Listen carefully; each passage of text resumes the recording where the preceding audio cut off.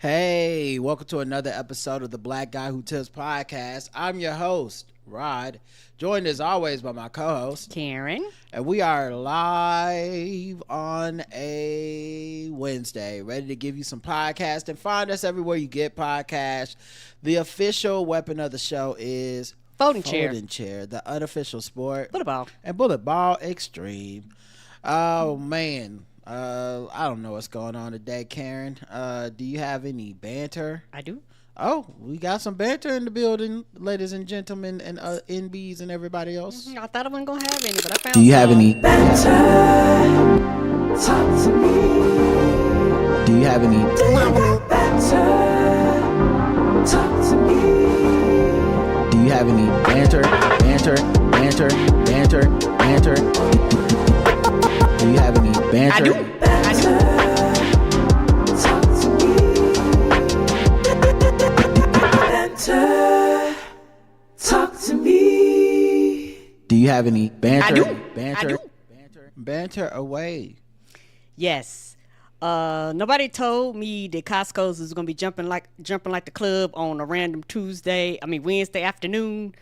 Because we needed to get our ID cards, and I was like, I definitely don't want to go on Saturday, because I was like, Saturday weekend gonna be off the chain. Mm-hmm. And I was like, anytime in the afternoon is gonna be packed, because people heading home and shit like that. So I was like, we're out today, so I was like, let's go a little earlier.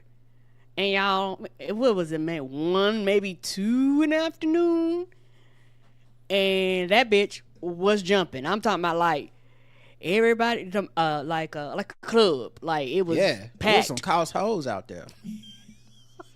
It's so stupid. It didn't take us long, but it was the fact that it was really, really crowded, and a lot of people were leaving. Like we was on like the leave side, and everybody was hitting that exit leaving. I was like, oh, nobody told me Costco's was gonna be like this. Yeah, we got the picture, and then we got our cards. Then they said immediately, like, you need to go get the app, and then you don't need the cards. It's just gonna be the app. You leave the cards in your car. And I remember a story I read that said people was taking their Costco cards to the airport to see if they could use it in place of real ID, like a couple weeks back. What? No, dumbass, you can't. Right. And I was like, wow. I guess that's full commercial craving capitalism when we're like, can you take the money card to let me on the plane, please? They would never let me have a Costco membership if I wasn't who I say I am. Right, because they have to check my ID and shit, and they was like, get out of here, we don't see no, it do have a star on it, but that's not the point. They was like, it ain't the right type of star, get out of here, y'all. Yeah, it was full. It was a little overwhelming, and then the woman made it sound like that wasn't that big. Like she was like, actually, don't come here on Saturdays because without your app, because if you come in here with just a card and you need to wait to get scanned in, it's gonna take forever. And I was like, damn, it get crowded than this? That's wild. Right. I'm gonna sneak back up in there though. Yeah. And I saw the gas station line, so I want to try the gas at some point too. Me too. I did do the app, and it has like a little scan thing on it with like your photo. So I'm assuming you must flash that at the person, which means you don't have to go up there and like actually beep yourself in. Mm-hmm. We like you do with the car. Cause we was coming, because I had went to the entrance side. They basically told you had to go on the other side in order to get stuff done. Yeah, I remember that. And but I'm just saying for the audience. Yeah, you're right. I'm sorry. And I'm a little high. Oh, no problem. I was letting the audience know that. And so everybody with their cars were just like beep, beep, beep. And they only had like 2 of them. It'd been different if they had like, 4, 5 or whatever. So if so people can actually get through quicker. And so they make you basically scan to get in and scan to get out, basically. I don't know if that's a new policy, but it was something they did. I know we was reading an article one time. Scan to get out?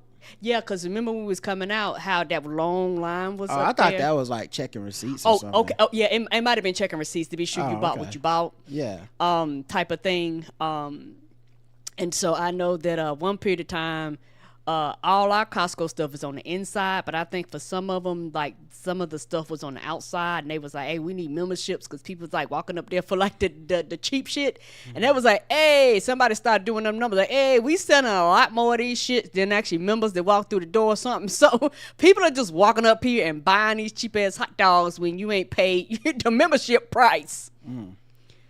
Yeah, I remember us reading that article. We didn't understand really because I hadn't had a membership yet, but I get it now. If you pay for the membership, you don't want people getting cheap hot dogs. Only you can do that in this society, okay? We can't afford to give everybody cheap hot dogs. Apparently we What can't. the hell is this? Communist Russia?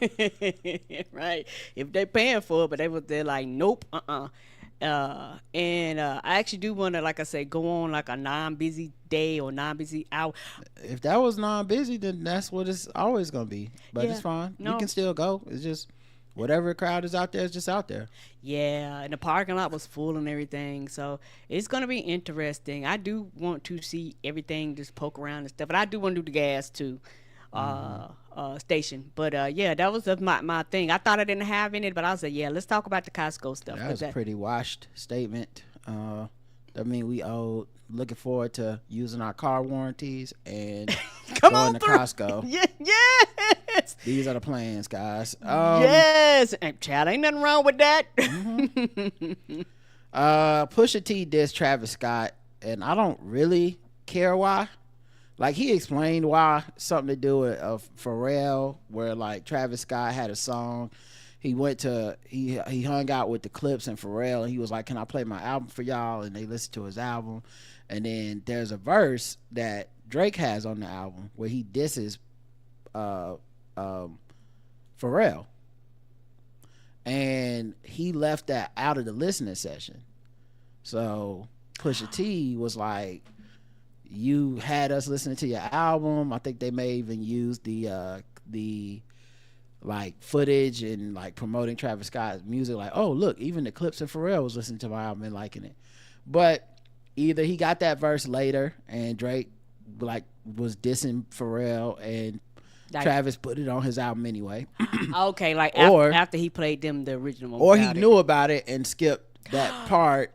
Either way, it's kind of a shady thing. Agreed. And Pusha T is like, you don't back anybody, you don't pick sides, you're just a stand for nothing ass nigga, and so I'm dissing you in my next song. And the song is out and it's jamming, but honestly I realized like a few seconds in, I don't actually care why he's dissing Travis Scott. Travis Scott not one of my guys. Like, and I never got the Travis Scott phenomenon, not in a hateful way, but just in a general, like, yeah, I never really sat down and listened to his music. Yeah, I don't really know what, like, I've listened to his music and went, okay, this is big with somebody, it's just not me. I don't dislike his music, meaning like I've heard songs and like, oh yeah, okay. Oh yeah, you know me. I've heard some bops, and you ask me who? I think he made Travis Scott. I be like, okay. I think he made that Goosebumps song. I get them goosebumps every time. Yes, I told you. I be knowing the jams. Don't ask me who make it though. I think he might have made that. I think he made Sicko Mode, which was big, where they played like part of that during the Super Bowl. But I like I said, it's just not my thing. It's like good for him or whatever. But yeah, Pusha T don't like his ass, and now honestly the biggest problem for him, Travis Scott, is you. It really doesn't matter why Pusha T disses you, because Pusha T sounds so good being disgusted at people. And that's sad for him, because like I'm sure there's a world where if I sat in a room with Travis Scott and said, "Bro, what happened?" he could probably explain it to me in a way that made me be like, I see you was in a tough spot. You know what I mean? Like, oh, Drake sent me his verse. It cost this much for a Drake feature. Basically, whatever he did, I was going to put on the album, because you don't tell Drake no. At that time, right. And I said, yeah, fuck. I mean, damn, he's dissing Pharrell. I don't have no problems with Pharrell, but I guess I'll throw it on there just to have, and I know it's going to blow up, but it ain't really got nothing to do with me. For example, people do not look at Future and go, man, him and he set up Drake with Kendrick. Like, that's fucked up. He on like that, he let Kendrick go in on Drake and J. Cole, and he didn't. Future's a whole bitch for that. Like, we're mostly like, Future just be. He was probably on lean. He probably wasn't paying no attention, and we let him slide. But not Travis Scott. He taking his L, and I think it's because the Pusha T disgust is undeniable. It's undeniable. When he started talking bad about people, it's like, oh my God, he fucking hates your guts. Regardless of if it's the truth or not, that's how it make me feel. I don't even really know what the fuck Pusha T is referencing in the diss song. Like, oh, you ain't got to know? It was like he said something about you cried in front of me when they took your girl in Calabasas. I'm like, I don't know what happened in Calabasas. I don't know who his girl is that was taken and by who took her. I don't know if Pusha T did personal. Yeah, if he didn't explain it in an interview, I don't think I would have ever picked up on who he was talking about. But yeah, man, I wouldn't respond if I was Travis Scott. For what? For why? For who? You already got this new documentary out about Astroworld and the disaster that happened there. I'm looking at that on Netflix. It just happened to come out this week. It's not a good time for Travis. If I'm Travis, I just chill out. Don't fuck up my next Fortnite check. And I'll start, when I get asked about it, I'll be like, I didn't hear the song, or I don't even really remember all that way. But I got kids I'm taking care of. Matter of fact, I would lie and be like, the song I love that song. Like, it's undeniable. They got me, and hey, it was good shit, man. I love the clips. Like, if you're not gonna pick a side, don't even side with yourself. Right? Don't walk in with no biases. No one can pin you down to shit. Just, but yeah, I just thought that was an interesting, weird thing that happened today. And that's it for me. I don't have any other banter than that. Me either. All right, let's get into some of these articles. Where do we start? Let's do here. Let me see what you want to be. You better move your body. You better move your feet. And I want to groove. Show me what's cool. Riding, caring, baby. LGBTQ news. I try to take us down, but we still around. We lit. I try to still shine, but we on the rise. We lit. But you can't do what we about to do. We lit. Black guy, tips. LGBTQ news. The other part is Pusha T is like a dad and a family man. I just be picturing, like, when his kids get bad grades, do he be doing that disgusting rap shit to them? Po babies! Coming home with season D's. What? Po babies. I hope not. Report card look like pee-pee. All right, let's get to LGBTQ news. The biggest news of the day, and possibly obviously the worst news. It's almost, it's hard to even talk in this segment because it's always almost all bad news. But Supreme Court okays Tennessee ban on gender affirming care for kids, a setback for transgender rights. The Supreme Court, of course, in a 6-3 decision, 6 conservative justices, 3 liberal justices fell along ideological lines. Yes, sir. They ruled that you can't get like your hormone therapy, your like those supplements and stuff. Like, you can't get hormone treatments or anything. We're not even talking about genitals or surgeries. We're talking about puberty blockers. Right, because most children don't have these surgeries. Like they act like children have these surgeries, and they do not. Most children do not. Right, and they use that fear and ignorance to get people to pass these laws, and of course to get people on their side.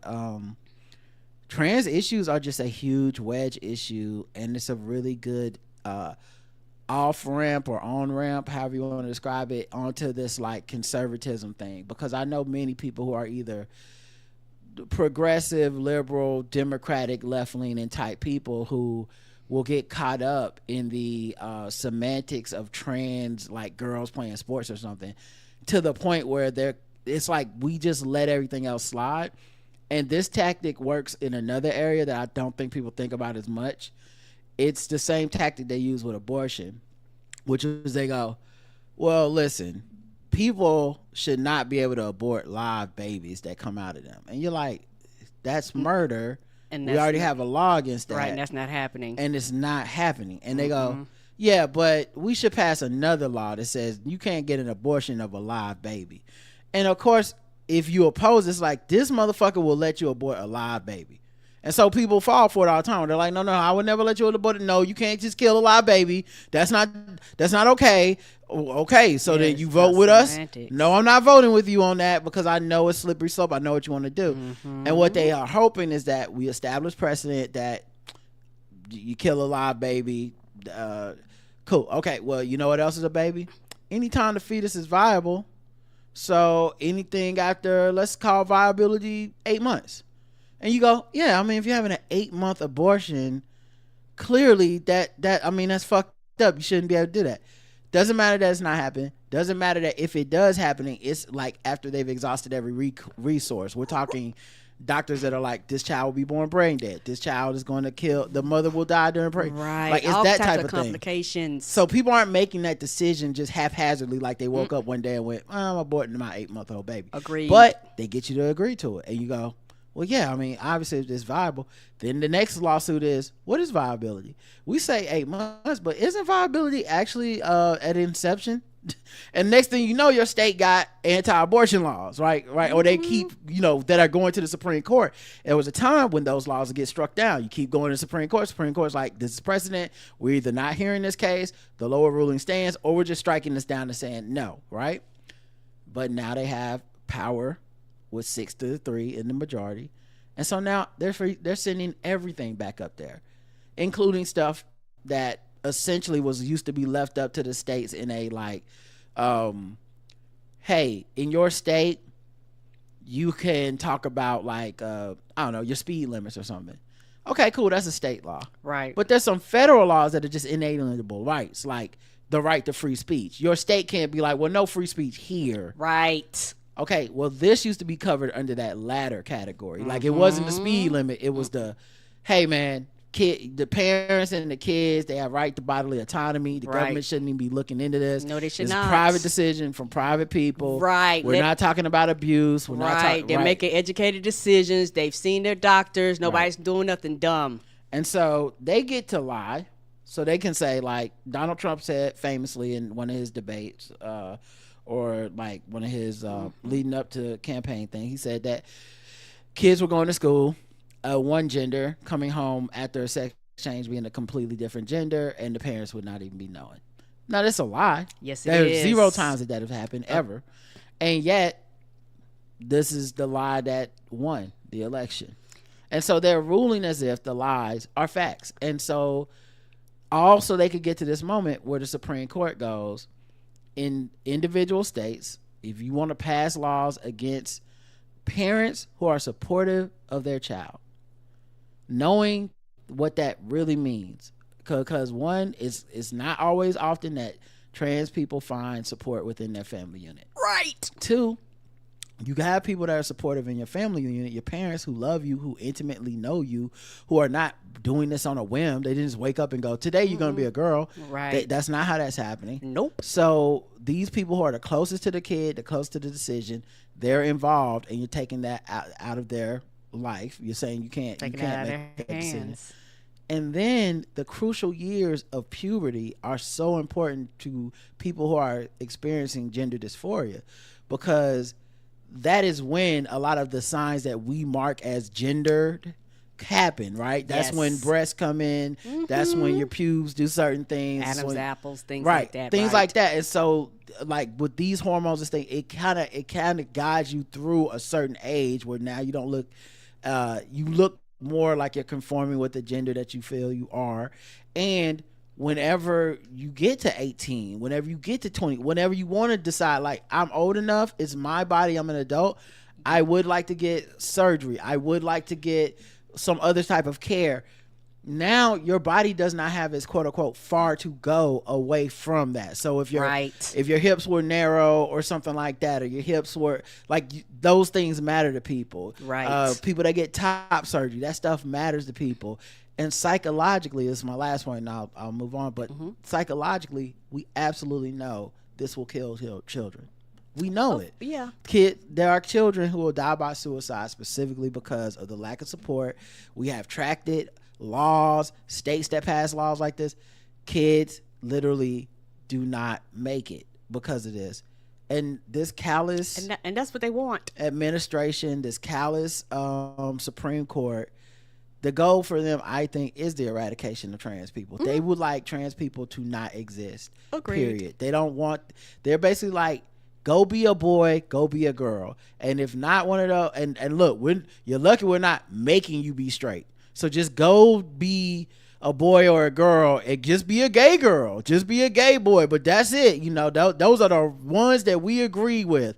It's not in the Bible or whatever, you know, whatever they have to say. But it really is sad, you know, to see this happen. And we knew it was on the ballot. This is not. This is not one of those times where people get to pretend to be shocked. Nope. I can't believe what country I live in. I don't want to hear it. Nobody wants to hear that shit. This is the failure of the American people. It's the same way. It is. It's the same way that honestly, I'm never going to talk bad about Ruth Bader Ginsburg. And I know, I get it. I know most of y'all will. Most of y'all will. I will not. It's accepted. I get what I won't talk bad about it because we knew that was on the ballot. Agreed. The American people decided not to replace her. Yes. That wasn't the Democrats or her decision. That was us that fucked that up. We had a perfectly qualified candidate, and then we had Donald Trump, and America said, let's go with Donald Trump. And that's how we get to the predicament we're in now. I'm sure some of these Supreme Court justices now in the 6-3 will retire so they can get a young whippersnapper who's an ideologue in there right now. This shit is gonna be bad generationally, and stuff like this is just a big reminder of it. And it's why people get mad. It's why we always end up talking politics in this section. And the reason that it's important to connect politics is because, not to be a fucking asshole about it, but these goddamn marches ain't hitting the way that you think they hit. Nope. Compared to, and I'm not trans. I can't speak for trans people, so I'll speak to my own marginalizations, and then just maybe I'm making some assumptions, and maybe trans people would disagree. I don't know, but my guess is, much like black people, no matter how much disdain we have for these systems, my guess is we'd much rather have the laws than your fucking picket sign. Ain't that the truth? I'd much rather be not discriminated at my job and be able to have some legal recourse if it does happen, rather than, we let the Supreme Court be conservative, we let the president be conservative, we let the local state government be conservative. Hey, but we did march on Pride Week for you. We did get out there with the sign. I'm a good ally. I just implore people that don't see that connection to hopefully see it and pass that on. All right, and several things. Number one, I'm like you. Don't want to be a dick, but I 100% agree. The time to protest was to protest them your goddamn feet to vote. I don't mean no harm. Like protesting after the fact. I understand people are mad and they're sad and they're disappointed and they got these feelings. And I understand most of the people marching voted. Most of them did. But there are a percentage of those people that are out there holding them signs and marching that didn't do shit. Mm-hmm. And those people can't be ignored. You can't turn around and cry and wail and fall out or either voted for Trump, and now you're dealing with the consequences, repercussions of your actions and your choice after the fact. The easiest thing to do is to vote. The hardest thing to do is to live with the consequences of your decisions, from opting out, not voting, falling for the lies the internet told you online, falling for the misinformation that people were sharing online, not educating yourself, because the thing is, we have more information at our fingertips than we ever have had in our life, and as a whole, we are some of the dumbest we've ever been in our life, because it's just so much information out there. And I understand it's hard to sift through, and I understand it could be overwhelming, but at some point in time, you have to take personal responsibility for what you do, and that's something that people don't want to do. So, like, for me, I don't want to be a dick, but I don't give a goddamn about these marches after the fact. Yeah, that's my one. thing is, most of those people, I'm sure, did vote, but Right. there's we all know there's a type of person that says they're for this shit, and then they watch as everyone suffers, and they go, I had no part in it, I didn't participate, I didn't vote, so this has nothing to do with me. And they're just letting evil tanks roll down our street essentially and going, oh, I didn't help, and that makes me better than the people that got in the street and pushed back or fought or stood up. I'm sorry, you go back. Oh, no problem. And I understand marching has its purpose, protesting has its purpose. I really do. But also, I have to be realistic at what I see. Because the thing is, people are now realizing when you march and you protest under Democrats, at least you have somebody that will actually look and listen and consider your plight. Right now, the people in office, we don't give a fuck about y'all protesting. That y'all see what happens. They send the National Guard out there. They don't care about anything that you say. They don't care about your signs. They're not budging. They're not moving. In fact, quote unquote, you're making them mad where they're like, okay, let's crack down some more. And so, and that's the reality of it. And I am grateful, don't get me wrong, that people are out there showing their disdain and showing that they're not happy. But I want results. And you know what results are? Winning. You know what results are? Putting Kamala Harris and or Joe Biden in office. Those are results to me. And to go back to what you was talking about, the hormones for the trans children. As a straight woman, I look at these things very, very carefully because I know that there are a lot of straight women who dismiss trans women and their plights and the things that they have to deal with, and they act like the shit that impacts them will not impact you. It will. The surgeries, you know what? Straight women have hysterectomies, have their uterus removed, their ovaries removed. I had partial hysterectomy. I'm not trans, but I had fibroids. I had a bunch of them. I had one that was like what they said, like 9 centimeters. That was on the outside of my uterus that made me blow up like I was pregnant. I had that, and I didn't want to deal with it, so I had my uterus removed. And so I'm not trans, but the surgery is the same. And so them banning that, don't think they won't be like, you know what, we don't care how much pain you are in. We don't care that you have cysts.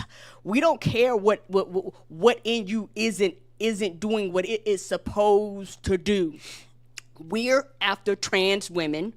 You're a woman, so you're going to be impacted by these decisions. And the same thing with the hormones. You have people, if something happens and you have to have a full hysterectomy where your uterus and your ovaries are removed, guess what you have to have? Hormones. So that you don't instantly go into menopause. You have to have hormones. My family members went through it. It dries out your skin, your hair falls out. It's a lot that happens if you do not take these hormones. They're not trans. But you know what? Going after trans women affect me. If I was to have my ovaries removed, I would need hormones. So trans women not getting hormones now affects me not getting hormones. I'm not trans, but I'm impacted by these laws. And so I tell people, you have to be aware and you need to pay attention to things that impact people that are not you. You do not care about these things until they impact you. When you have to get that surgery, when you have to get one of your breasts removed because of breast cancer, not because you're trying to transition or anything. You want your breasts removed because like, hey, let's go ahead and remove these, because I don't want to, whatever the case may be, and they passed all these fucked up laws, and now you can't get the surgery that you need because they've been going after trans women. I think also, and it's important to note, they don't do it all at the same time. So like you're saying that, and there's a lot of women going, or there are some women going, no, it doesn't. Like trans children can't get hormones. That I can still go get mine. I'm safe. And I think that's how they get you. They sacrifice the group that they expect no one to care about first. Right. It's canary in the coal mine shit. it's like whenever they disenfranchise black people, that's not because they're saying we would never do this to white people. What they're saying is, if we can get away with doing it to the black people, look around you, and next thing you know, none of you have health care. Right? Like, that's the goal, is for, like, they're not gonna come out and say that day one. They just start with a group they don't think you care about. 13% of the population, 2% of the population, 5. So it's the principle of the shit, because right now, yeah, everybody that is considered a cisgender woman, you more than likely can go get everything that Karen said that they just passed these laws and say these trans kids can't get in Tennessee. That's not how they get you. That's the first round. Yes. And then eventually you look up and you don't have the right to an abortion. That's how they get Roe v. Wade, is they start with a bunch of little obsequious things that people go, that is just that state. Okay, it's just 6 to 8 weeks. Okay, and the next thing you know, boom, everyone's lost the right federally to their own bodily autonomy. Yeah, and I think being black in America, I know how this shit works. Like you said, you attack the smallest group, or the group that's the least protected, the group that even marginalized groups within the marginalized groups look at them like, nah, not y'all. And then they slowly, it's a slow burn. They slowly chip, and 5 years from now, 10 years from now, whenever they get to it, 40 years from now, like they did with Roe v. Wade, they will eventually pass these laws. That is it. But you got to see it up front. It shouldn't have to smack you in the face, but you go, oh shit, because by then it is too late. Trump may soon destroy millions of HIV prevention materials unless he sells them first. Staffers at the remnants of the United States Agency for International Development, USAID, the foreign aid agency dismantled at the start of President Trump's second term, have been instructed to destroy AIDS and HIV drugs and other life-saving medicines once earmarked for distribution if they can't sell them first. So sell them or destroy them. The government. Because this is what happens when people say the government should be run like a business. This is a business move. Yeah, we wasted space. Like it's a write-off. Like, we'll just put it on our taxes. The mandate that the USA negotiator has been given is to get us money for it. If you can't do that, we're going to trash it. Someone with knowledge of the situation told the Washington Post. Atul Gawande, a former assistant USAID administrator, described the potential destruction of the drugs as inconceivable, while former USAID head Andrew Natsios called the decision nuts. At this point, just give it away instead of destroying it, for heaven's sakes, he told the Post. Right, just give it away. Here's the thing, right? These two articles may seem unrelated, but I think they are very much related, in that trans people, smaller percentage of the population, we shouldn't really give a fuck, who cares, blah, blah, blah.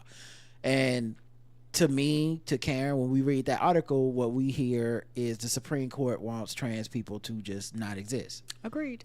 Just conform to gender norms and live. You can live, but you just better not live as an out trans person. Okay. To me, when you start doing stuff like saying we would rather destroy life-saving HIV drugs than to give them away, I think you're saying gay people are next. Like you're not off limits. We don't want you to exist. We associate HIV with people being gay, whether that's true or not, or whether it's truly correlated or not, doesn't really matter. That's what we associate it with. Right. People could probably stop being gay tomorrow. HIV and AIDS will exist for the rest of time. Agreed. Because straight people also do it, and there's a bunch of other stuff. But my point being, I think when they do this, they have a punishment mindset. Republicans always do this, right? They go, hey, we don't think you guys should be able to get food stamps, because if we give you food stamps, you're not going to get a job. That's the way they operate. It's always punishment. You will take advantage of the system. You're not just going to need the system. You're going to take advantage of it.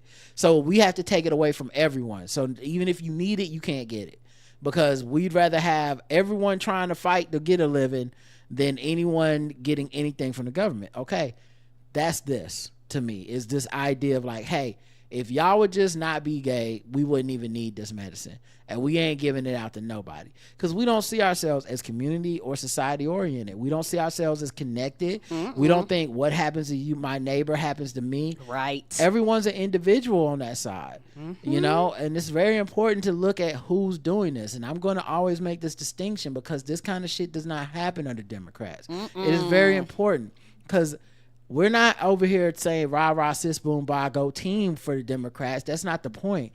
The point is to look at how much harm can be mitigated, how much good can be done with the resources of this country, and it's never done under conservatives. It's only hurt.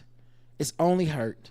And I feel like anyone who abstains from their whatever they can do to try to stop things like this is also complicit. So this was on the ballot as well. And once again, yes, this segment goes back to politics because laws to me matter so much more than just representation and all that flowery language. Agreed. And as somebody that's in the minority group and as somebody whose group had to fight for decades to get shit on the books, like handwritten on the books, black people understand how important laws are. And white people understand the government. They understand how important laws are. And so the thing about it is once it's in writing, it's one of those things where it's like, hey, you got to uphold it. But the problem is somebody has to enforce it. That's the problem. Regardless of what's written and what's not, you have to have people in place that will enforce it and make people do what they're supposed to do because human beings in general don't care about other human beings. And, you know, people don't want to accept that. There are a lot of people that care about people, don't get me wrong, but as a mass and as voters and, you know, the Republicans, what I see, they don't care. Because if they did, they wouldn't pass all these laws that didn't benefit humanity as a whole. Yeah. Trump is bringing back Confederate military name bases while removing civil rights leaders' names. Oh, I knew that was coming. I was like, oh, if he erasing them names, he gonna replace it with something Yeah, else. and I was right about this. Of course, I called it. I'm not gonna play the song, but because I think I already did one time. But my point is, it's not just black. Like Harvey Milk is getting his name taken off of something. They're letting you know who they're targeting, and Women. a lot of us that don't feel like we're connected, who feel like black is so separate from LGBTQ that we can Right. we are quote unquote looking out for ourselves when we are not looking out for LGBTQ people as if those intersections don't exist. Well, I'll tell you who doesn't see us too separate. The people in charge of this country. They see us the same. Meaning they didn't just go out there and say, let's go ahead and get just, you know, Harvey Milk's name off of shit. They went, and also we need to take off Harriet Tubman and Thurgood Marshall, and then we're gonna erect the names of you know, Robert E. Lee, you know, all, you know, Fort Hood, Fort Polk, like all of the ones named after slave masters and Confederate traders. So this is a attack that is organized, and Of course. whether you think we're separate or not, our fights should be together. Agreed. And it saddens me that so many people don't see it that way, or that they think there's a path for survival for some of the groups and not the others. Right. None of us have a numbers, and it's why the Democrats have such a hard job. They truly have to build a coalition of a bunch of disparate parties who don't really fuck with each other, or they have no chance of winning. And that's the only chance of even slowing down some of the shit that happens in America.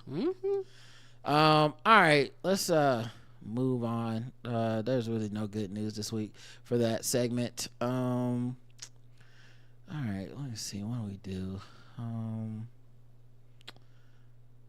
Should we do? No, I don't want to do the election either. That just sucks, right? That was enough. Yeah, that was pretty much. LGBTQs that I get mad, Yeah. 100. Yeah, okay. All right. Yeah, exactly. All right, let's maybe just do some regular news.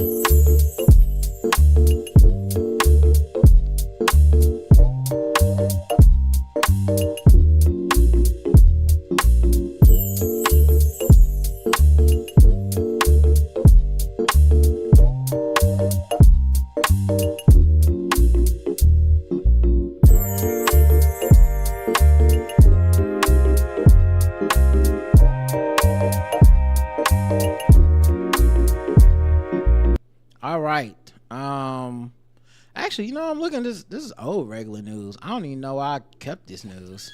I haven't updated this news in a long time.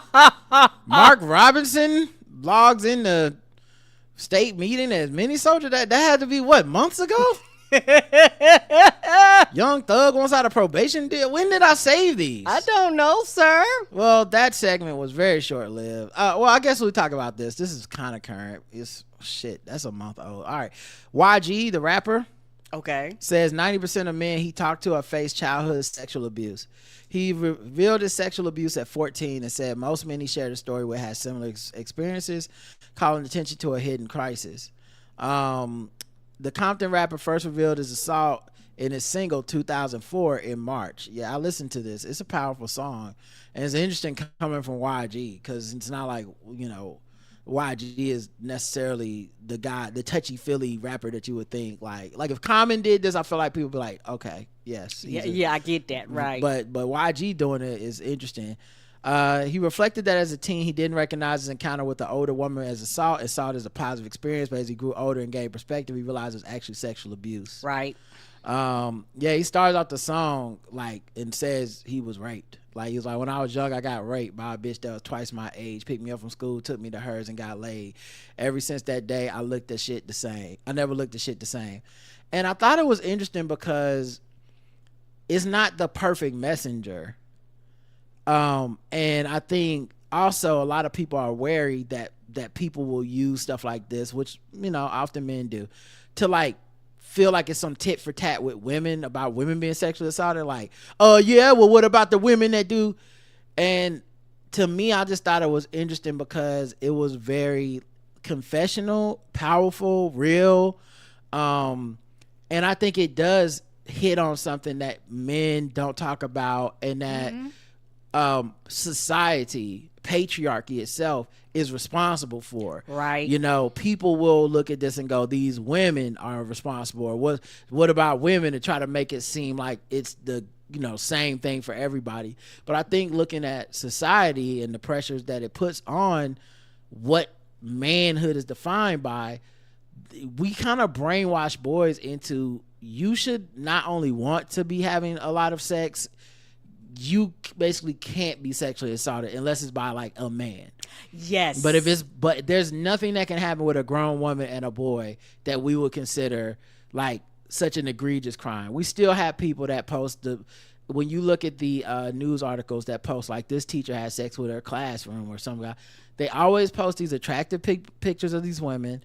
And then it's always the discussion in comments is more did she look good? And man, them boys is lucky, that kind of shit, which is a societal thing. That's not, it's not women going around going, those boys are lucky. These are even men seeing young boys as not young boys, as just basically smaller men that just want to have sex with everybody and are getting lucky because, oh man, I can't have sex with that hot teacher, but them little boys got to. Yeah. And I appreciated him bringing this topic up to the forefront, regardless of where it's coming from. And it's not the same. And it's one of those things where a victim is a victim, and that's very hard for people to wrap their minds around. People just assume, when you talk about rape, you assume a man raping a woman. You don't assume the other way around. Or like you say, a man raping a man. You know what I'm saying? Something like that. Well, we literally say a boy can't not consent unless it's same sex. That's our stereotype is right. And that's there's nothing a boy can describe that you would be like, that's not consensual. Yeah. And grown woman take you to her place, give you beers, and y'all have intercourse is had somehow. We are even if the kid was telling you that was wrong, I didn't feel, the parents would be hopefully hear you out, but the greater society, even your friends as other boys, are not. It's no, you are winning at life no matter how that affects your view of adulthood. Right. And also it fucks children up. What about that? People don't understand. It fucks children up. Little boys should be allowed to have full range of emotions like little girls. you know, and they've, you know, I think they've done studies and articles. They was like, yeah, the boys become depressed, they become withdrawal from people, they become isolated. You know what I'm saying? Because that shit fucks some of them up. All of them don't brush that off. All of them don't move on, and shit like that. Like, and it fucks up your views of sex and being intimate with someone. Particularly if it's something that you're not comfortable with, it's something done against your will.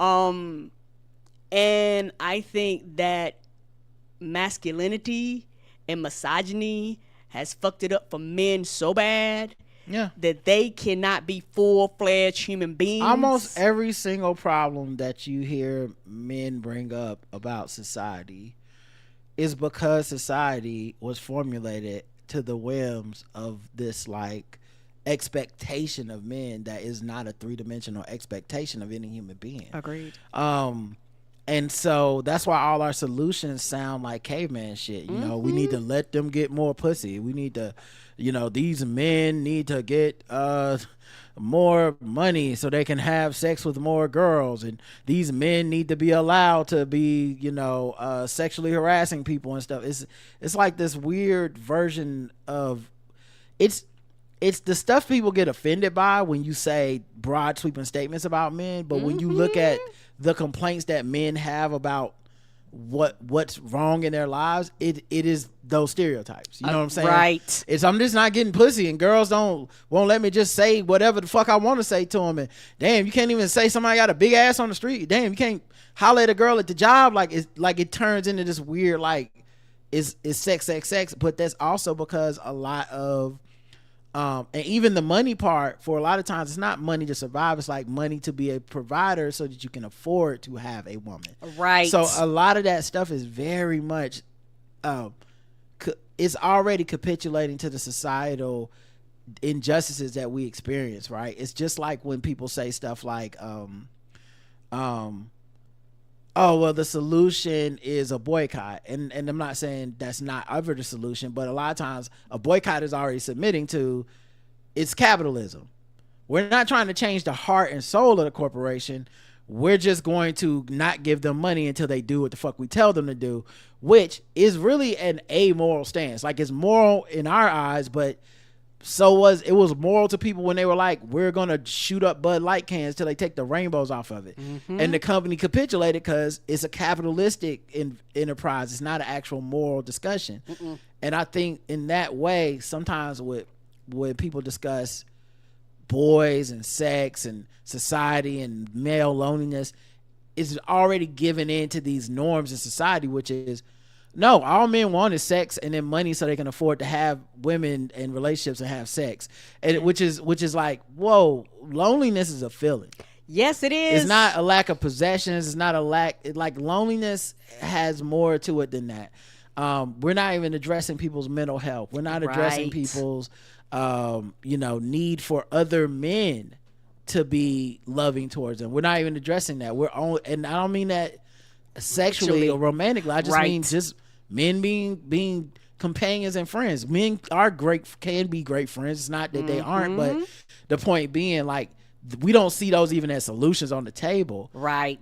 He said he played this. He said 90% of the people I played it for, the males, they all got similar stories. That was a conversation everybody was having. It was like, yeah, like, I was sexually abused. It's like, yeah, but for us, we men, so it ain't treated the same way. Everybody got their story, and that's why I made the record, to influence people to tell their stories, especially coming from an artist. Somebody like me is unexpected. He also addressed the public perception of him as a gang-affiliated rapper and how it often strips him of humanity. People put me in a box. They know us as gang members, and we from the streets and all this, you feel me? So they look at us like, oh, we gang members, we animals, we not human. You know what I'm saying? But it's like, bro, I'm human. I'm going through real life stuff outside of the street stuff. That is ironic, though, because it's like, yeah, I'm a gang member. Sure, I kill people in the community, but you don't think I have feelings about that? Right. The murders. You don't think I got a heart? Every time I sell a bag of dope to a fiend, I'm crying a little inside. Seeing people's reaction has been good for me because it got going deeper on the album. I got some more stuff I could talk about. So good for him for at least having that, bringing up that conversation, especially in an area where I think a lot of hyper masculinity and stereotypes about black men exist, the rap world. You know? Yes, and I've said this before, and this is just me. I might be wrong, but this is me on the outside looking in and coming from a woman's perspective.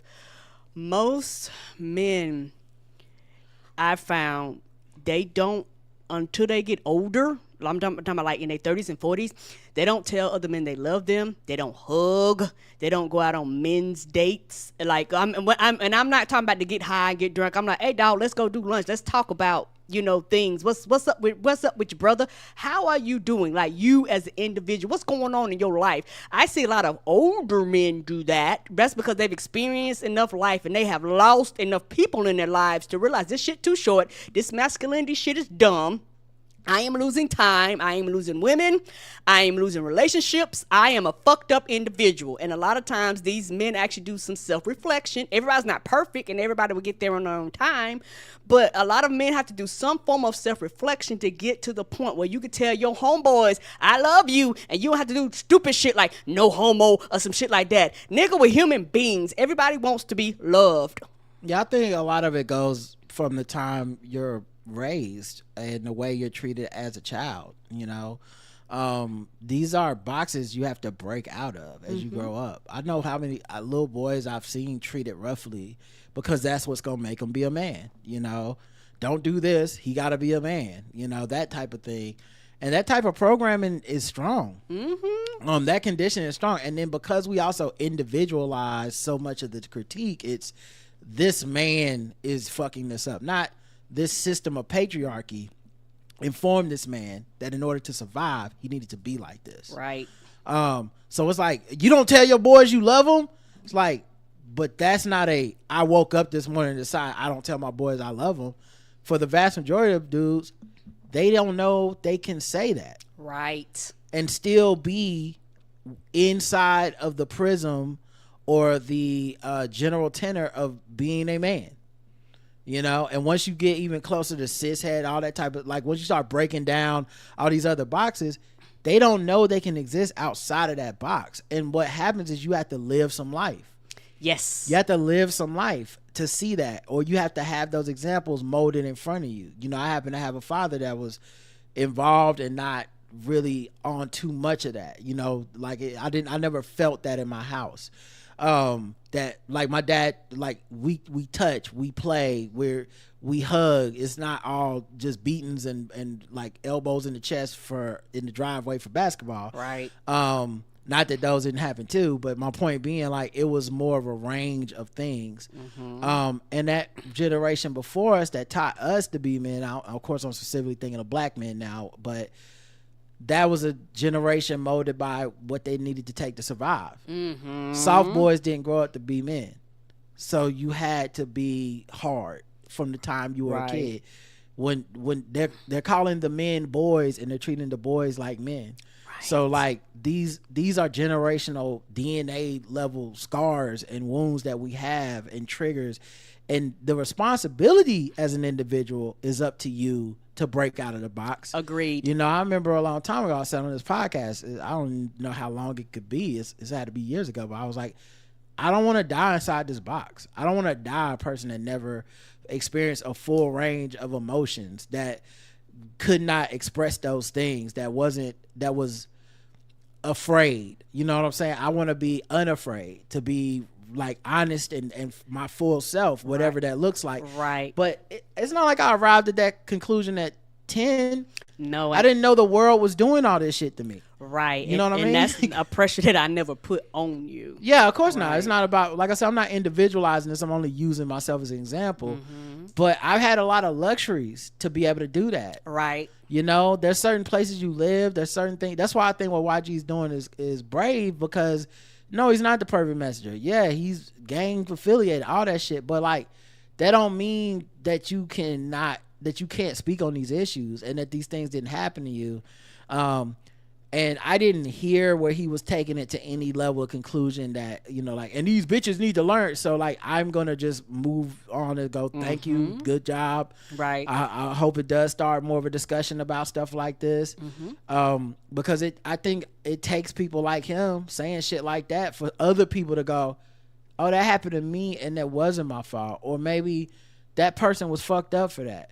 If I had, you know, maybe if I have a child and that's something that happens to them, I should intervene or say something on their behalf, as opposed to be like, hey man, that's what happened to me, little nigga want a beer. Like, nah, maybe I should stop and go, what adult did this to you? Right. You know what I mean?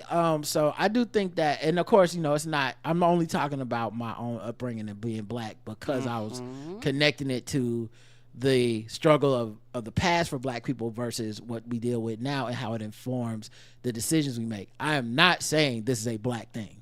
Right. Just want to be clear. Yeah, this shit is a man thing. Yes, this shit is is a woman thing. This is a society thing.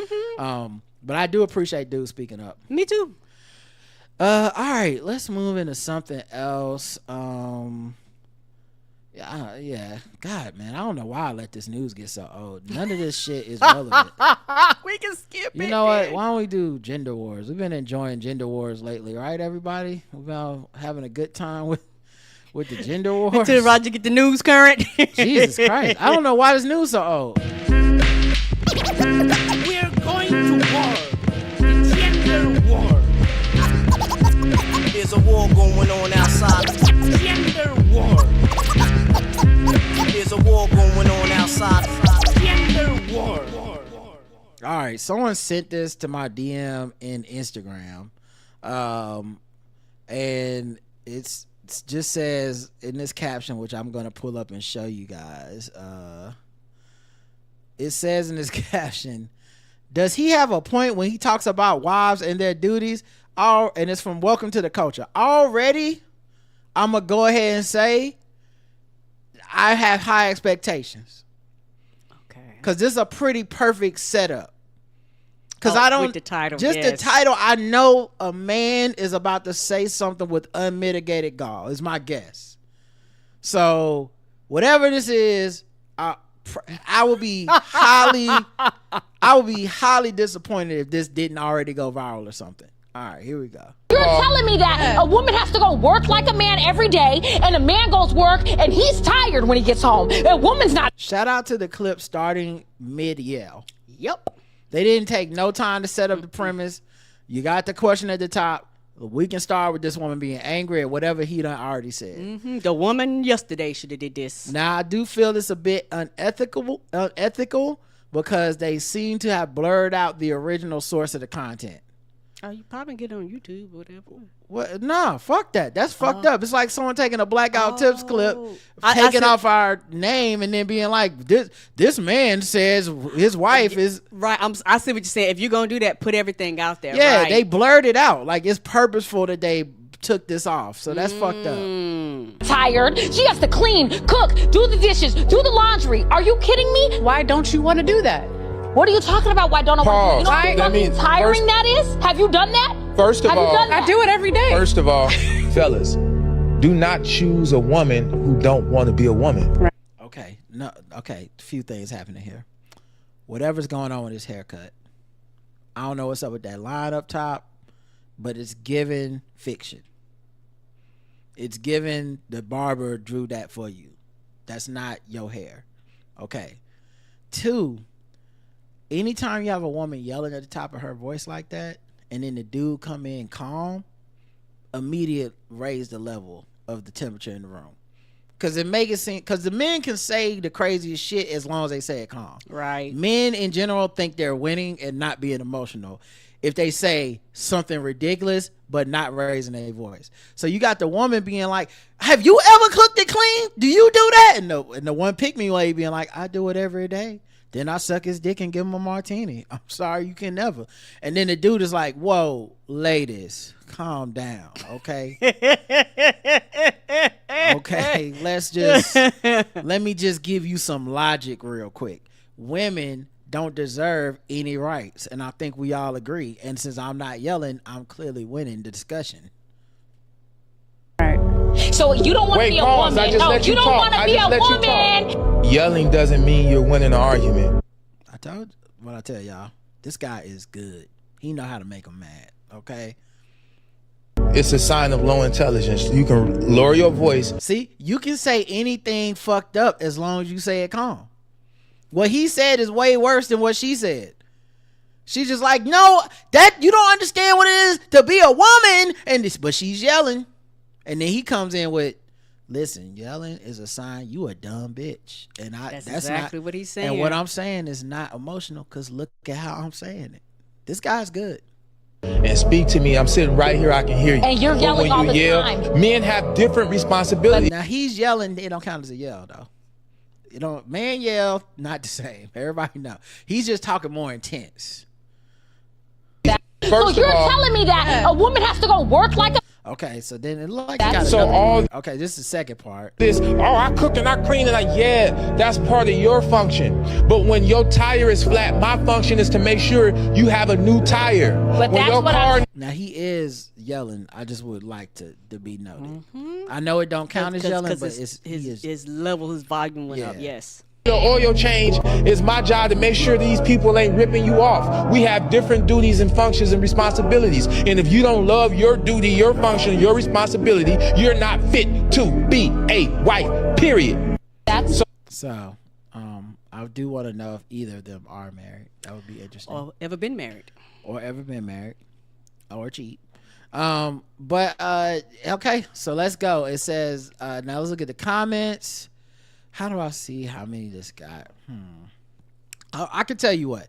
The top comment has 1,500 likes and 78 replies. So this must have gone some level of viral. Yes. Psycho DTM says, you both work, you both share the household responsibilities. This isn't rocket science. And then most people seem to agree with him. So maybe that's why he got so many of these replies.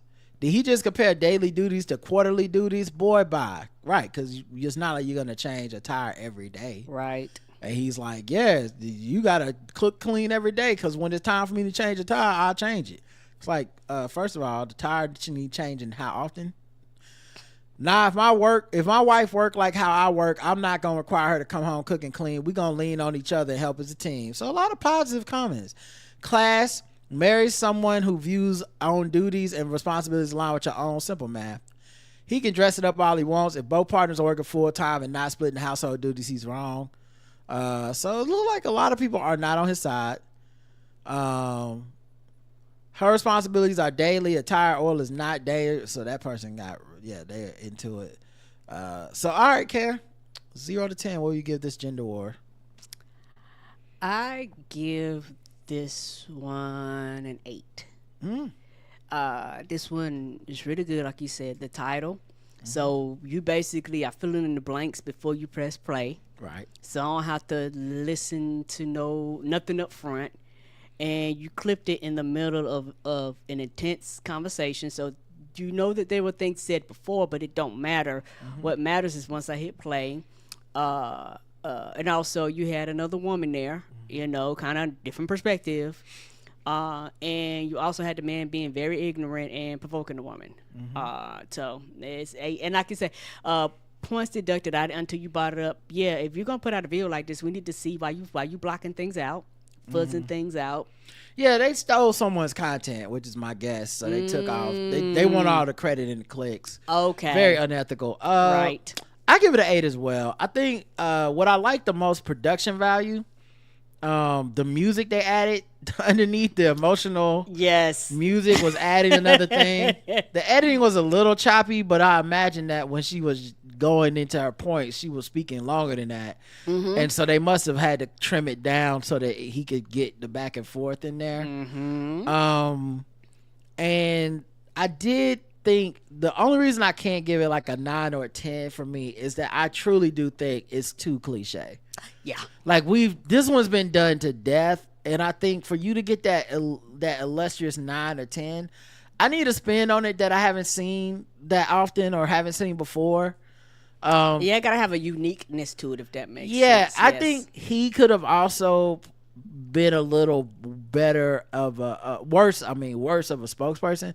Like, you really need a dude that is like, listen, I tell my 6 baby mamas, if you not cooking and cleaning, like, you need that moment, because that's the moment that really like makes people go super viral and share the shit and be like, look at this dumb motherfucker. Right. And so they couldn't get quite there, but it was good. Close, yeah. Very good attempt, and they should take a bow for that, because it's gonna get people to do it. Now here's another one, and we've never done one of these, and I see these all the time. I'm surprised I haven't done one of these before, but it's these men on the street walk up to random people coming out of clubs. You have a microphone, you're never dressed like a reporter, and you're just pulling up to regular people and interviewing them.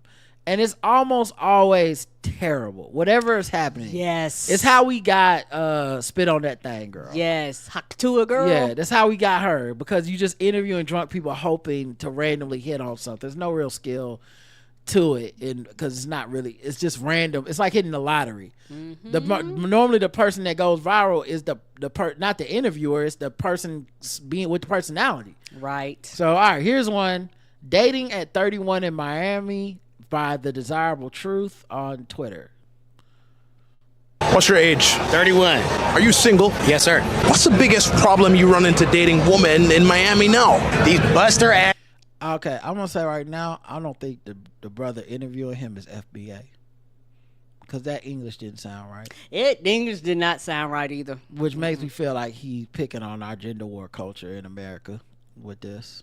Problem you run into dating women in Miami now? Dating woman in Miami now. Not women. women. Not women. That don't sound right. These buster ass millionaire trick ass niggas be fucking and poisoning these bitches' brains up, because every time they come around me and they see that I'm not finna trick on them and pay for their time and pay for their fucking nails and pay for their whole lifestyle, and I'm just actually trying to get to know the bitch to see if she actually is even worthy of being around me and worthy of my time, they look at it looking like, nigga, I just committed a felony.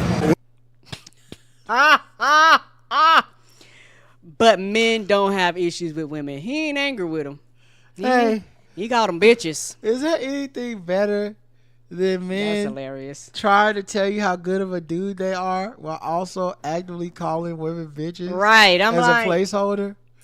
I'm like, It was so many you men. might as well have said female. So many men do this. Yes, they do. It's so funny. It's so telling. It's honestly a white person being like, I don't know why these black people get mad. I give these niggers everything they want. Like, it's that level of like, whoa, what? Yes, it is. And Wait. you don't expect people to be offended by that statement? He's passionate about it too. He meant that. His brains up, because every time they come around me and they see that I'm not finna trick on them and pay for their time and pay for their fucking nails and pay for their whole lifestyle, and I'm just actually trying to get to know the bitch to see if she actually is even worthy of being around me and worthy of my time. Is he saying that to them on the date? You know he not. Well, she's like, I think I'm gonna order the chicken fettuccine. He's like, whoa, that's $17. I'm trying to get to know you, bitch. Can't you see I like you, ho? Right. They look at it looking like, nigga, I just committed a felony. Women are expecting way too much when they haven't done anything for me yet. You know what I'm saying? Why wouldn't you lead with the wallet and provide for the woman from the get-go if you're interested in having something serious down the line? Well, why would I provide someone who hasn't done anything for me yet? So why is this interview happening in the middle of the street? I feel uncomfortable. Like A car, a motorcycle, a bike. one of the bitches in question is gonna run over both of y'all legs. You know, hearing y'all talk.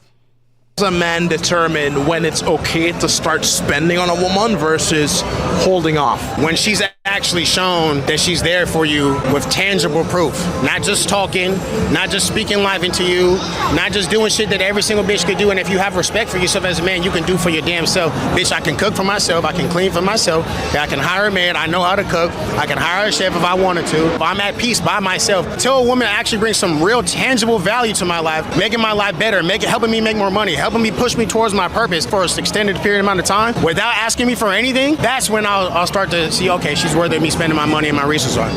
What's your... Okay. All right. It has 7.3 million views. Goddamn. The comments, 1.8 thousand replies, 8.1 thousand retweets, 64,000 likes.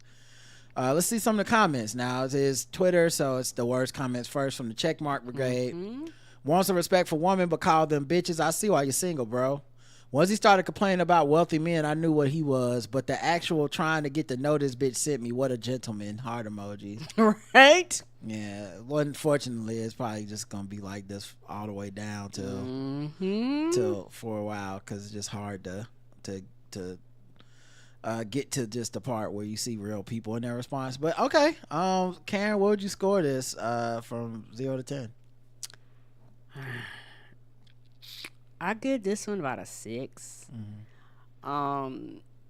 It don't get a high score because the English was not African American, and I don't mean that in a bad way. The person was black, but you know, just the way they talk, I was like, oh, it didn't sound like he was a FBA, right? FBA. Foundation of Black America. It's a Tariq Nasheed. Oh Lord. Well, it did. He didn't sound ADOS. No, he didn't see it. No, he didn't sound ADOS enough. Yeah. And two look like they're in the middle of the street, concerned about their safety the whole video. Like, is somebody gonna go down when they with a bike or a motorcycle or a car? Yeah, I actually think the chaos of them being in the street elevated the video, because I was like worried. He wasn't saying anything that interesting to keep me tuned in like that, but I was like, nigga, don't get hit by this car while you over here venting about these hoes. Like you said, one of them hoes might see you and show up on the camera. Right. One of them bitches you were talking about. He's like, bitches, can't you see we love you hoes? What's wrong with y'all? What's wrong with your sluts? Damn. It's like a brother got to be nice to a bitch to get some affection around here. Right. That's hilarious. It's just so right, Reggie. Bitches leave. Right. That's how it sounds.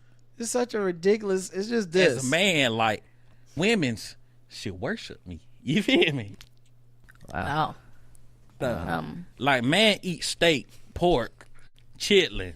Woman eat salad. That's just what it is. I want to watch football game, eat food. Women, they supposed to be loving us. You feel what I'm saying? Man, are you married by chance? Nah, man, I ain't never had a girlfriend. Okay. But what I'm saying is the reason why I haven't had one is because women's be tripping. That's how this feels. Yes, it does. That's how this feels. Anyway, I give it a 9.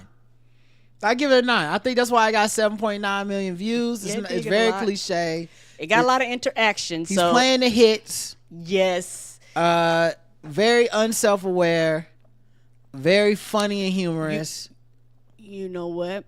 I'm gonna give it an 8, and I'm thinking about it for the fact that he called them in bitches.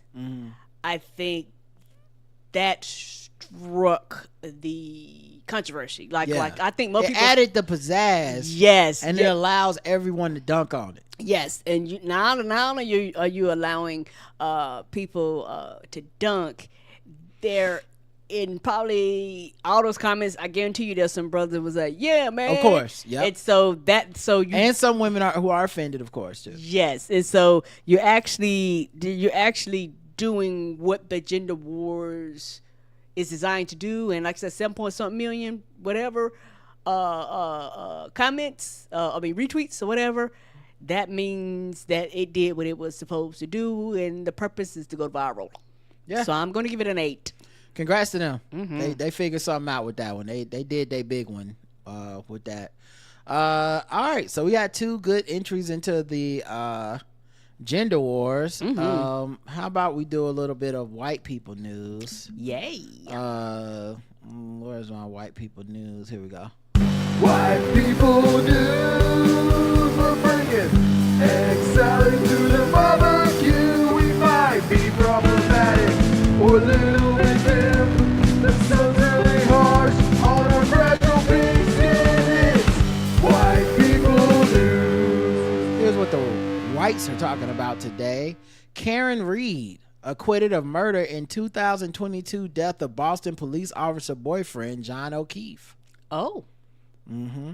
She stood trial for the death of her boyfriend. He was found unresponsive in the snow outside a house party. Prosecutors alleged that Reed, while intoxicated, backed her SUV into him and left the scene. Charges included second-degree murder, manslaughter while operating under the influence and leaving the scene of a fatal crash. Her defense argued that she was the target of a police cover-up and that O'Keefe was fatally injured inside the house during a fight. After a lengthy and high-profile second trial, she was found not guilty of killing her boyfriend, John O'Keefe, but was found guilty of operating under the influence, so DUI. On the fourth day of deliberations, the jury in Dedham, Mass. Dedham? What a she name. did.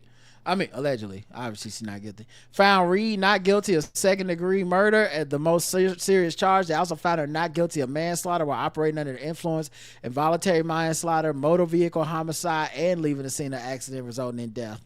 Wow, she got off pretty much scot-free. Mm-hmm. I think J.L. Covance asked on Twitter if she was white people's OJ. Oh. Yeah. And I was like, you sure don't mean HoJ? Also, what's wrong with you? Well, that's what that gentleman in the last video would have called her. But also, isn't OJ white people's OJ? Think about it. Isn't that the reason that it became a problem? Is that he was white people's OJ? Mm-hmm. The verdict came as a shock to the considering how divided the community and others watching the case from across the nation have become over the sensationalized case. Guys, I don't mean to be I have never heard of this woman in my life. Saying, who? Right. Like I'm not trying to be shady, but man. I hate to say it. I hope I don't sound ridiculous. I don't know who this man is. I mean, he could be walking down the street. I wouldn't know a thing. Sorry to this man. That's exact. I feel the same. But whoo. I don't have any reference to say guilty or not guilty. The Reed exited the court to her supporters, cheering her on and chanting, "Karen is free." Man, what is that like? To have that level of support just sight out unseen outside your courtroom. In the early hours, it's like, it must be like what it's like if you go to the Hornets draft party and they draft the person that everybody does want to get. Right. As opposed to what it is now where they draft somebody and then everybody looks around and then goes boo to this pick. And you're like, I don't even know if the dude is good. He could be good. We don't know. We don't know. He's a Ricky. In the early hours of January 29, 2022, O'Keefe, 46, was found unresponsive in the snow outside a gathering at the home of the then Boston police officer Brian Albert. Reed, 45, who worked in equity research at Fidelity and was also a former adjunct finance professor at Bentley University, was accused of drunkenly backing into O'Keefe with her vehicle during a winter storm. He died from blunt force trauma and hypothermia. O'Keefe was found about 6 a.m. in the front yard with 2 black eyes, deep cuts on the back of the head and right arm. Woo! Prosecutors claimed she did that from a vehicle. It's an SUV. Claimed that Reed dropped O'Keefe off outside of Albert's home, backed into him with her Lexus SUV while driving intoxicated and drove off. Oh. So they basically think she necessarily didn't mean to do it, but that she did, drove off and left him to die. So anyway, she got away, and white people clearly care about this because I got 50 million alerts. all the apps. It was like People, Daily Mail, this, that, the other. I was like, damn. It's real white people news when everybody started alerting you. Right. Sports Online, like what? Why are they covering it? Pope Leo has some famous cousins, Karen. Okay. You know who Pope Leo is? The new Pope, I'm assuming. The new Pope. Mm-hmm. Fresh out the bakery. So apparently he has some like famous relatives and stuff that include Justin Bieber and Madonna. Yeah, he's Pope Leo. He's 69 years old. Nice.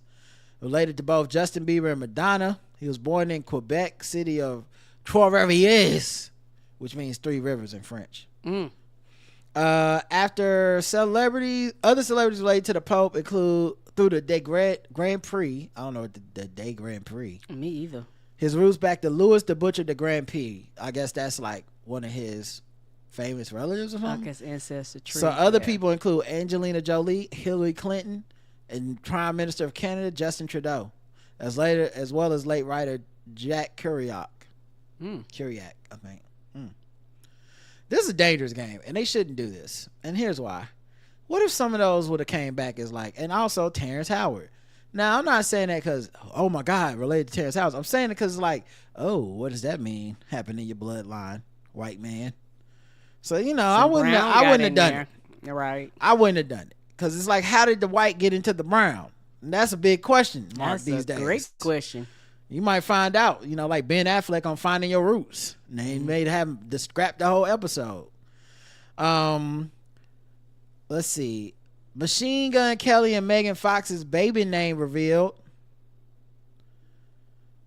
The name is Sage Blade Fox Baker. I'm sorry. Saga Blade Fox Baker. Zelda Mario Alpha? What the fuck are we doing here?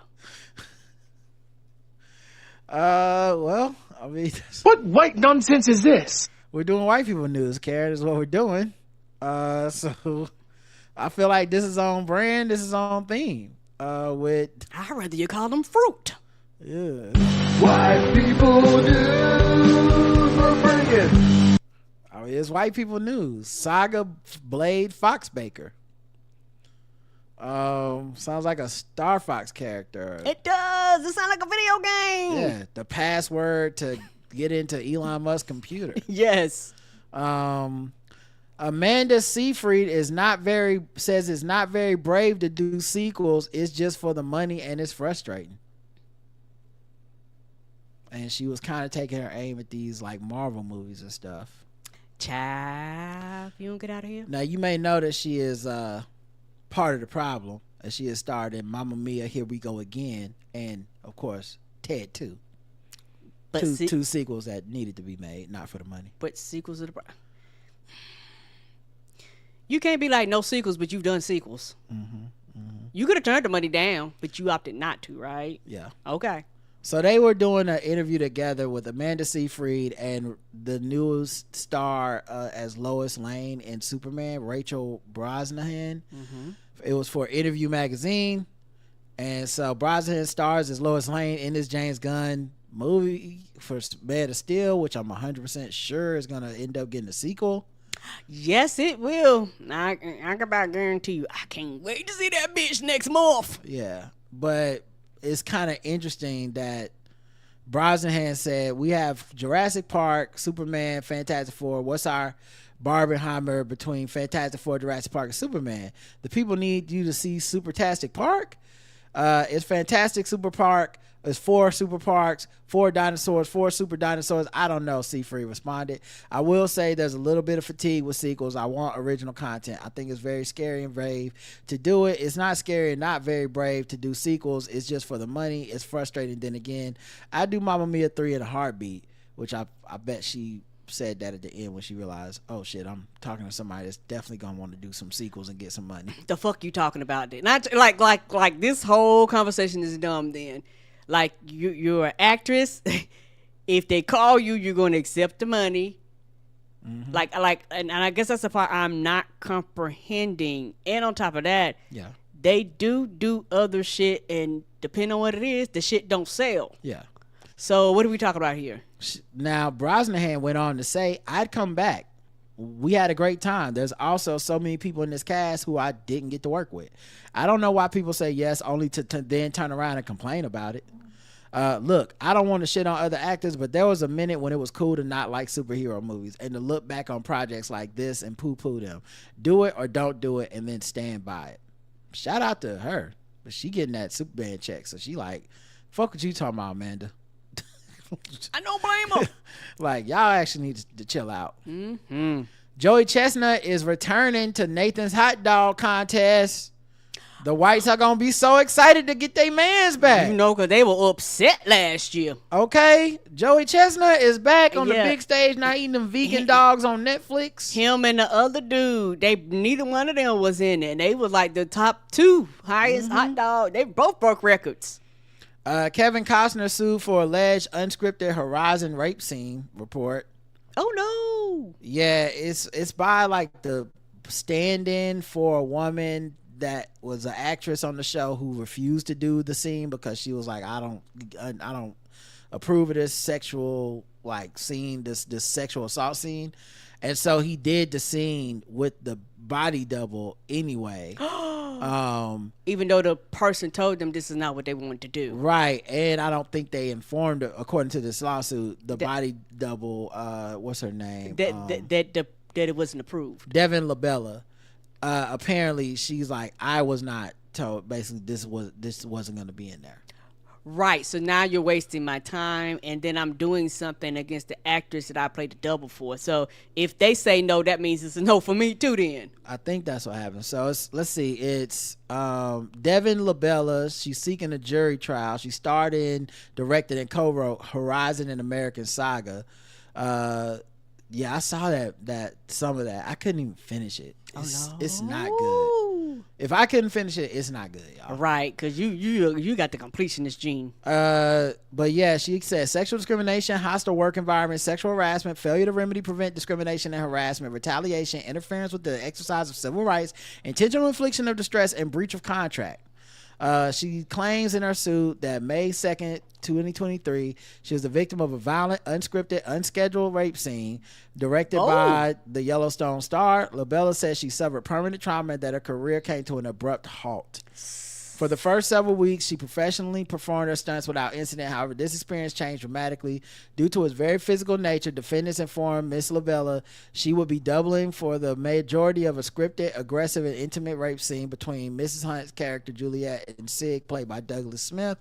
On May 2nd, a day after the scene in question went off with protocols in place, Costner allegedly asked her to stand in for Miss Hunt to line up a shot in the rape scene that was added impromptu and in a violation of SAG-AFTRA protocol, and featured the character Burke, played 6'2", 220-pound Roger Evans.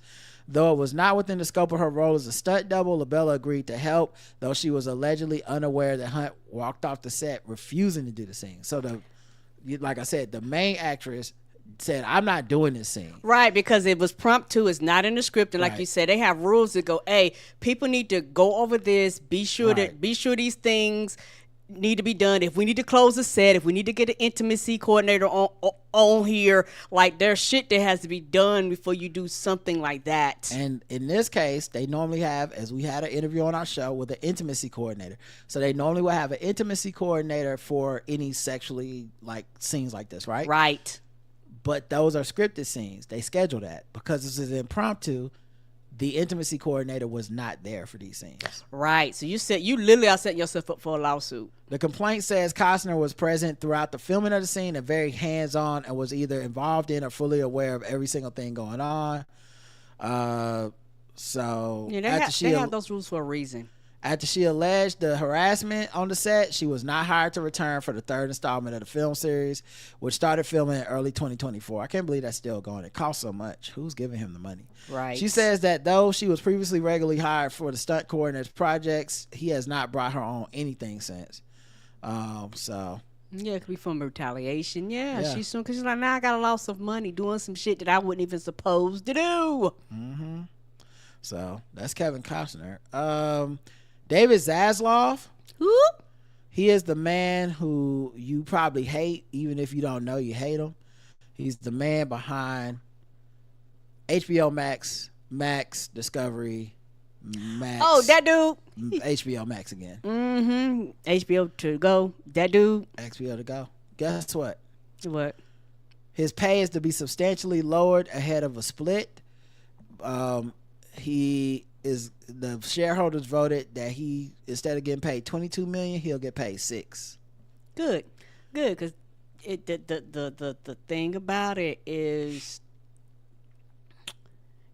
Discovery bought them, and I will continue to say this: Discovery makes cheap shit, and so they bought HBO, something that is known for high quality and spending money, and try to make cheap shit. That's why they cut stuff. That's why they did a lot of the weird things they did, and left a lot of shows in limbo. To the last minute and things like that, because they actually did not have the money and or the resources to run it properly in the first place. In my opinion, all I have to say is, how I feel to be a broke bitch. You broke ass, just $6 million a year ass motherfucker. That is a pay cut. You thought you had so much. You gonna be using coupons now. Welcome to the dollar store. Okay. We'll see you up the corner. We'll see you around the street. All right. Welcome to the 2-for-1 Tuesdays. Right. Welcome to McDonald's 5 for $5. Mm-hmm. You're going back to being the menu there. Right. He could have got up to $15.5 million in the first year as a bonus on top of his like $6 million salary. Now the most he can make is $6 million total, even with bonuses. Mm-hmm. And you don't deserve it because your decision has wasted money. You changed the name that nobody. You have to do sex scenes like. Go ahead. Sorry. You changed the name that nobody asked for. Like Right. you changed this shit multiple times, just to turn around and be like, y'all know what? Whatever the original one was good. What they did, some accountant crunched the number. Like, look, this is how much money he fucking lost us. Take that out of his $22 million. Like somebody was like, bitch, he lost too much money. Karen, Dakota Johnson has spoken. Actress. After her breakup with her boyfriend Chris Martin. Well, I had. She said that she is now psyched up for sex after split with Chris Martin. Oh, Yeah, okay. she was not psyched up for sex, but now Karen, she's fucking psyched up for some sex. Okay. I went to the next video already, or did I scroll past the one I was trying to see? Okay, here we go. So here's the video. You have to do sex scenes like. How do you psych yourself up for that? Amy, I don't have to. You don't? I'm like always psyched up for sex. You're psyched up. Yeah. I recently did a movie a few months ago, and we had an intimacy coordinator on set. And it was the first time I've ever worked with one. Mm-hmm. And she was really great. Mm-hmm. So I've always just like done the simulated sex scene. But now with the intimacy coordinator was like, do you want a Pilates ball between you guys for the thrusting movement? Just to get some core workout in. And I was like, what? But then we're going to be like so far away from each other. Right. And I was not, and we didn't end up using that. But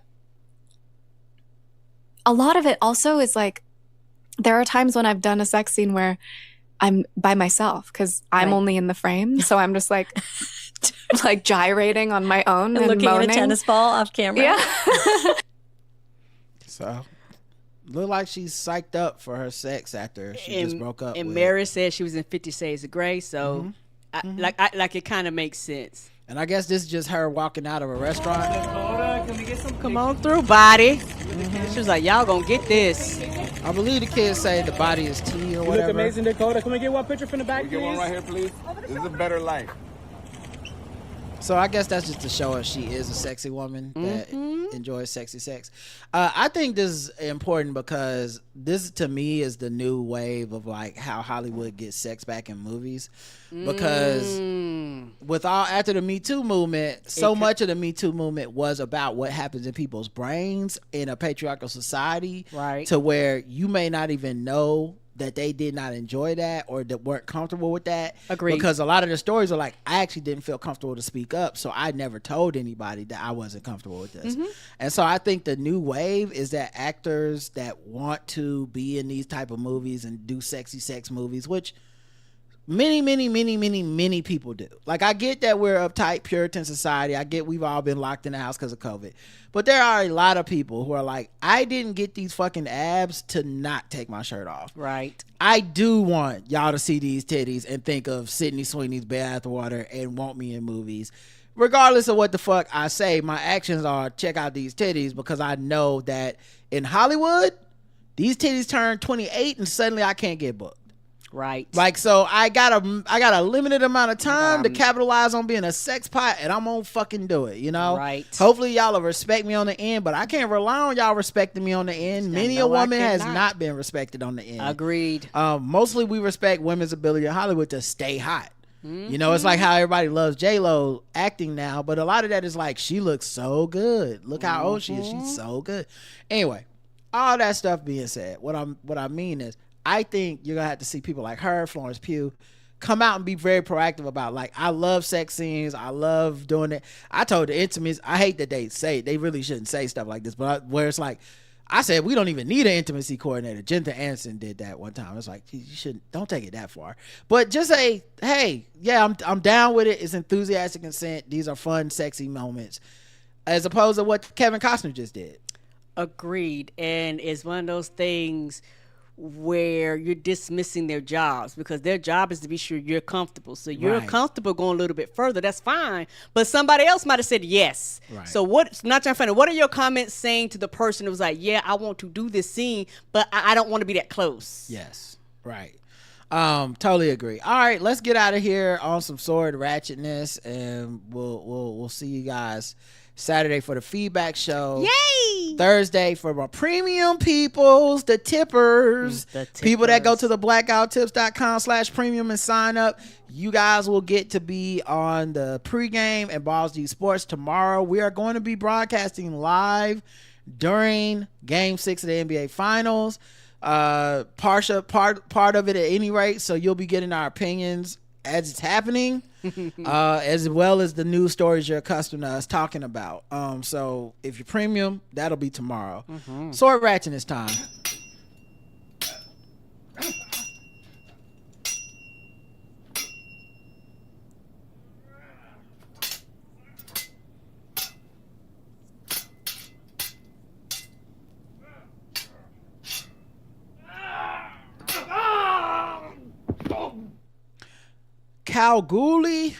Kalgoorlie man whose arm was severed by samurai sword yet to make statement.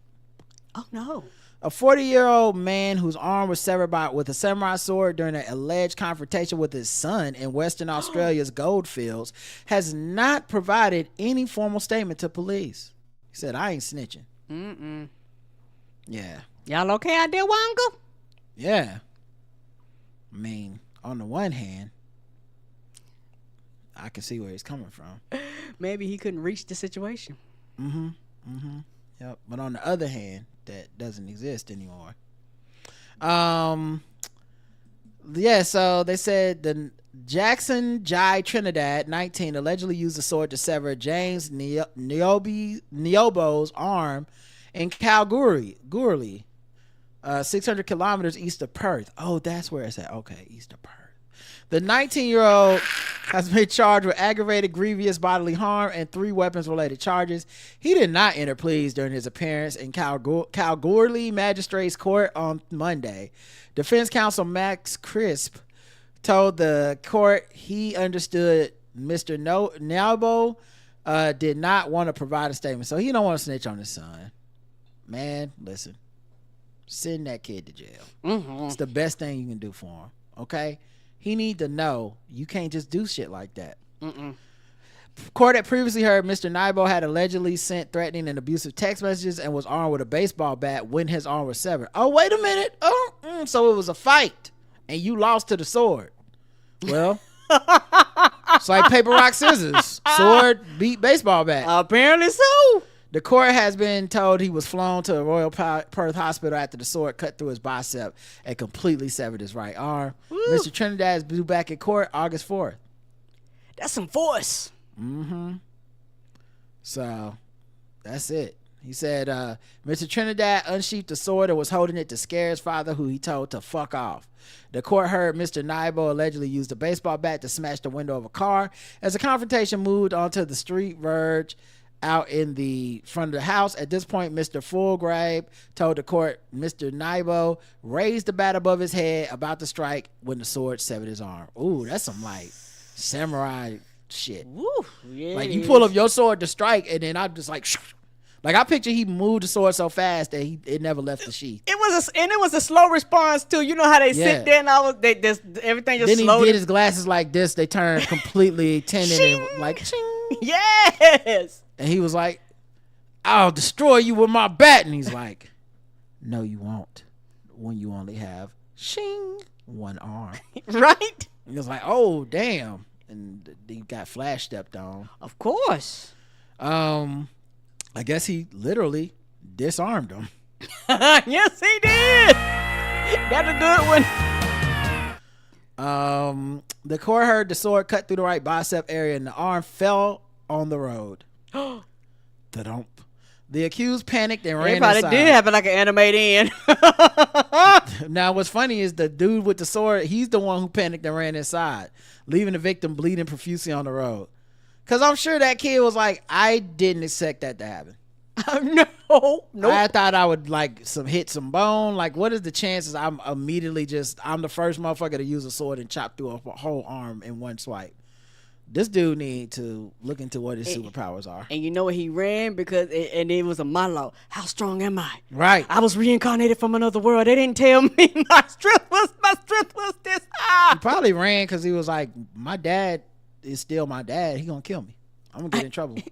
Even with the one good arm. He left the house and left the weapon at the scene, hiding in an abandoned rail yard while his father presented to the health campus before collapsing at reception. Damn, that's an old man strength. He made it all the way to the hospital. It was like, I need some band-aids. They're like, damn. Right. During his last trooper. During his so then he turned himself into the police station the next day. During his last court hearing, his lawyer said his client had tried to be the voice of reason on the day of the incident. So this was like the end of fucking Revenge of the Sith. Well, he was telling Anakin, don't do it. Don't you jump. I got the high ground. Anakin was like, oh, word. Right. That Hubris got his ass up out of here. He told his dad, don't do it. I got the high ground. I got the sword. You got a bat. He argued his client was acting in self-defense after urging his father to be rational. A magistrate, William Yu, granted Mr. Trinidad home detention bail in March, labeling Mr. Trinidad a reluctant participant in the incident. So they're saying the sword guy is not the instigator. Well, you know what? If there was no sword, somebody still have both arms. So either way, it turned out bad. All right, y'all. Any way you slice it up is not a good situation. I couldn't help myself. I know that's terrible. That's all right. It's quite the cutting remark. Hey. Let's get to Saturday when we do feedback. We'll see you guys then. Until next time, I love you. I love you too. Mwah. Bye, everybody. Have a good rest of your night. Peace.